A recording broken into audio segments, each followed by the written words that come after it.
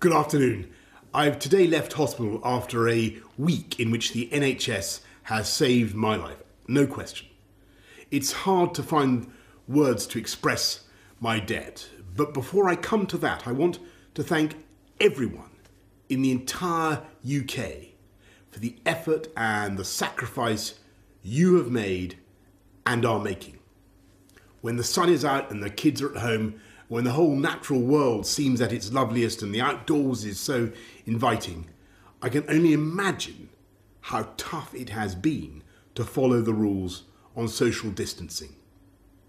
I thank you because so many millions and millions of people across this country have been doing the right thing.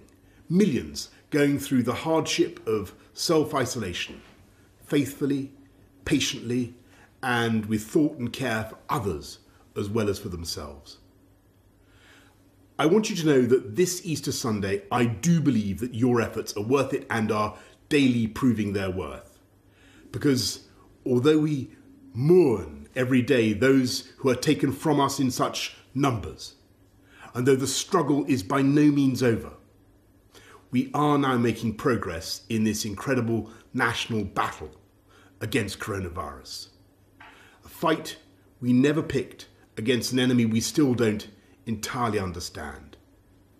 We're making progress in this national battle because the British public formed a human shield around this country's greatest national asset, our National Health Service.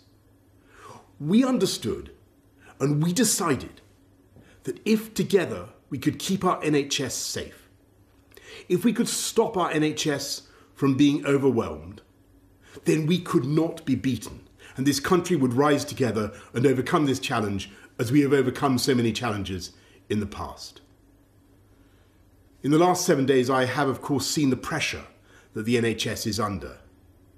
I've seen the personal courage, not just of the doctors and nurses, but of everyone, the cleaners, the cooks, the healthcare workers of every description, physios, radiographers, pharmacists, who have kept coming to work, kept putting themselves in harm's way, kept risking this deadly virus.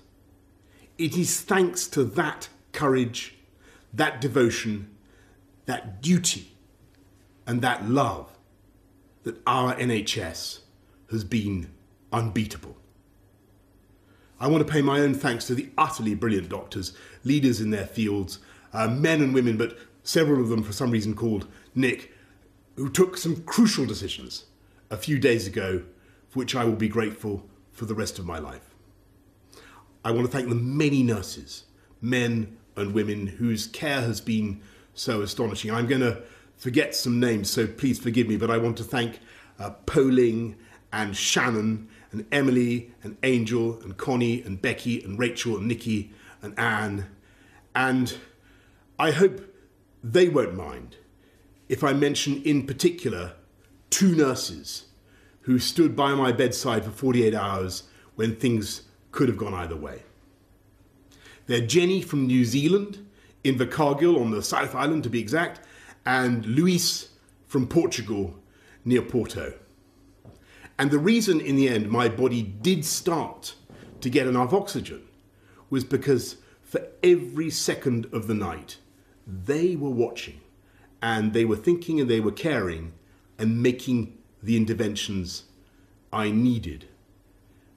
So that is how I also know that across this country, 24 hours a day, for every second of every hour, there are hundreds of thousands of NHS staff who are acting with the same care and thought and precision as Jenny and Luis. That is why we will defeat this coronavirus and defeat it together. We will win because our NHS is the beating heart of this country. It is the best of this country. It is unconquerable. It is powered by love.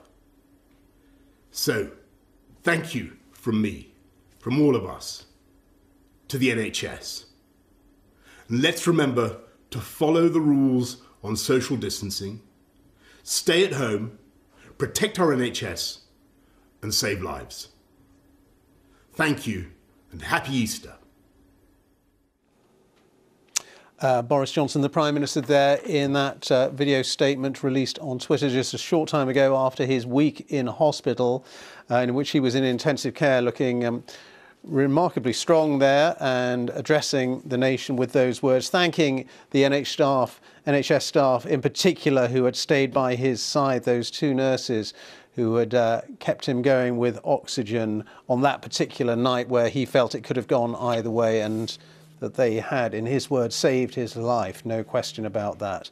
So that was the latest from the Prime Minister, who's now been released from St Thomas's Hospital in London. He is going to continue his convalescence at Chequers after being in Downing Street this afternoon.